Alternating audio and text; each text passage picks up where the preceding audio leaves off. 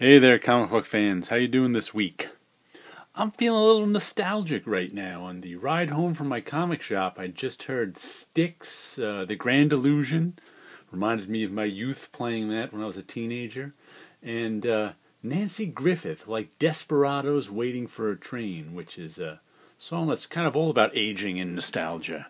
But anyway, I got 7 comics from the comic shop this week. Pretty big week for me. Let's start off with Wayward, number 20, by Zub, Cummings, Bonvillain, Dylan, O'Regan. And let's see, issue 18 ended with a cliffhanger. That 19 didn't address the cliffhanger. Mercy was commenting on my, I think when I showed issue 19, she couldn't wait to see what happened. And I was like, oh no, we have to wait another month to see what happened to that cliffhanger in end of 18. So we'll see what happens with this one. Up there's Ireland. So we were left with this cliffhanger of the father of our lead character and the magical carrot and her magical cat friend being injured and dying, and then being surrounded by all these crazy Irish ghouls and ghosts. So the story's been good. It's taken place in 2 places now, Ireland and Japan. Like I said, I could remembering back to issue 1 of Wayward, I was a little iffy about it with this first story arc. I enjoyed it, but I was like, With the second story arc, it really caught me, and I've been liking it ever since. So, check out some Wayward, issue number 20. And here we have Frank Cho's Skyborn, issue number 3 of 5. Grr, coming right at you. This was our story about, in the first issue, we got a couple of these. This guy's some sort of immortal superhero guy.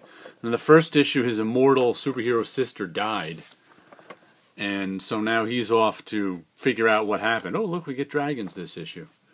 And he's kind of got a death wish himself. It's one of those, he's been alive so long that he kind of wants to die now. He's bored with life. And I think that's Merlin the magician. And there's something to do with the sword that killed his sister, his Excalibur. I don't know. But it's sort of a superhero spy story with, I guess Highlander stuff thrown in.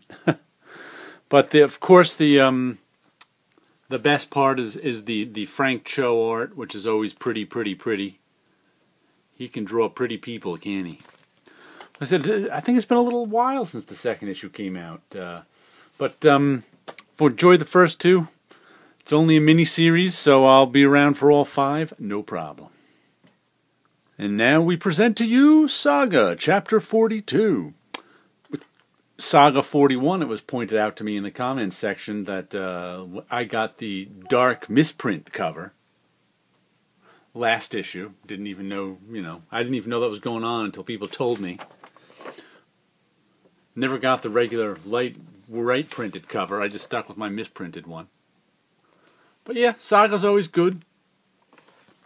Our family's going about their business, trying to stay out of the war. The war's trying to find them. Prince Robot's going a little crazy. Let's see. Little girls coloring. All sorts of coloring action in this issue of Saga. This cover looks a little dark itself. I wonder if this is now I'm going to wonder if all the Saga covers have the right saturation and threshold to them, because I mean that doesn't even look, I can't really tell what the hell that is, so maybe it's an error. But anyway, Saga 42, it's been a good series since the beginning. I'm sure it'll keep being good. And next we have Revival, number 46, the penultimate issue. There's only 1 issue left. The ultimate issue, issue 47. So they're finally giving us answers to what's been going on in this town, how it happened. And everything's coming to a head with our main character. And as I put this down, I just noticed his reflection in the water is a skeleton. So maybe there's a death thing going on there. I don't want to spoil this too much. Let's see what's going on. I think the army is about to attack the town. But then the army men didn't want to attack the town because they think the secret to immortality is in this town.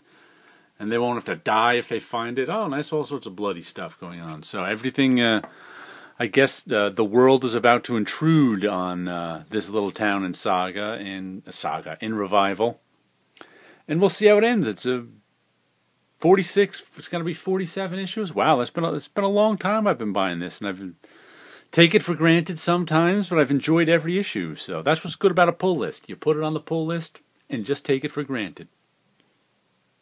And next we have No Mercy, issue number 13. Carla Speed McNeil on art, Jen Manley Lee on colors, and Alex DeCampi on the writing. I think issue 12 may have been my favorite since the beginning arc. We really got a lot of, because like I said, this has been skipping around between a few different characters on a few different paths, and we got a lot of these two characters on the path who they were captured by these rebels in the jungle of Central America, or where the heck they are. And this is our guy who hooked up with these Australian tourists. So he was in a bus crash, nearly died, hooked up with some Australian tourists, and is just continuing his little vacation adventure. I don't know if his parents even know he exists anymore. But lots of beach stuff in this one. But the last issue had the two characters who were kidnapped by this rebel group, have to have them make an arms deal with North Korean gun smugglers, and it was an interest. Like I said, we got a lot of stuff happening with those two characters. We'll see. It seems that they switched over, at least in the first half of this, to our Australians and bus tourer. So, oh, look at that! I just noticed that island is a skull. I'm really quick tonight. You got the two eyes there. We got the teeth on the top of the skull. Look at that. I'm staring at the whole thing, not getting the pun. But anyway, No Mercy. Hopefully this issue is as good as the last one. And here we go with Matt and Charlene Kint's Department H. Murder 6 Miles Deep. Issue number 10. The last few issues has not really been about the murder 6 miles deep. It's been more of a, Poseidon adventure. They've just been trying to survive for the last few issues. And like I said, last issue we learned a lot about two characters, one of whom seems to be wanting to kill the other somehow. So we get, as we learn about the characters in flashback and things, and basically this woman's, I guess, is she the lead character? I can't tell from the back in her skirt. Her father was the one murdered in this lab at the bottom of the ocean, and so it's a locked room murder mystery. And all of the people who were in that lab were handpicked by her father. He was the leader, lead adventure scientist kind of thing. So we're learning why he picked some of the people and what exactly their background is these last couple of issues, so she can figure out who murdered her dad. But meanwhile, the whole place is falling down around their feet because somebody's sabotaging the place. So will she be able to figure out who the murderer is before they have to flee and escape or die? Anyway, Matt Kint, I loved it. If you haven't read his Mind Management, read that one.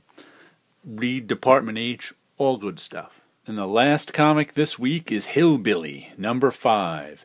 The Midnight Devilment of Talipo? I gotta say, issue number 4 was exceptional. Hillbilly is this guy right here who walks around I think it's the Appalachians with the Devil's Meat Cleaver. He stole this from the Devil's table, and he's able to kill monsters and magical creatures with it. And it's just got these have all been done in one story so far, but man, they're really good. Oh, saber-toothed dogs. And last one was the fiddle that yelled for blood or something like that. It was this wonderful story. Well, it was a sad story because the guy who got killed by a mob, so he cursed the mob and cursed his fiddle.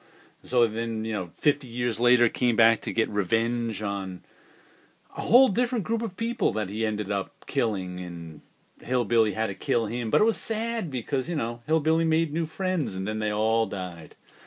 But sort of folk tales from the back mountains of America. Good stuff. I can't wait to dig into this issue. Finally, we'll give you a look at my background artwork. This is some more. I showed you I first started doing these last week, drawing monsters on old issues that were being thrown out from my comic shop. There's an old issue of, there's the Dazzler right there. The name of this one is Man Gray. I guess because he kind of looks like a gray alien. But I'm doing these in marker and white Conti crayon. You see, you can layer the color a little bit and see a bit of the comic coming through. What's that one's name? Nail Slidely. I just make up these strange monster names and name them it. Let's see, let's go with this one next. I like him. Sharp teeth. That's Grime 9. I was doing quite a few of these. I was enjoying them, except now I've come to a screeching halt. What's that guy's name? Crep Nasty. Oh, there's the indicia for Dazzler Volume 1, Issue number 8. Come to a screeching halt with these because if you saw my last week's video, you saw that I bought some new Conti crayon, and I got to tell you, this stuff is utter crap. Crap. Wherever I got the other Conti crayon I was using, which I've just about used up. You can see they're not huge.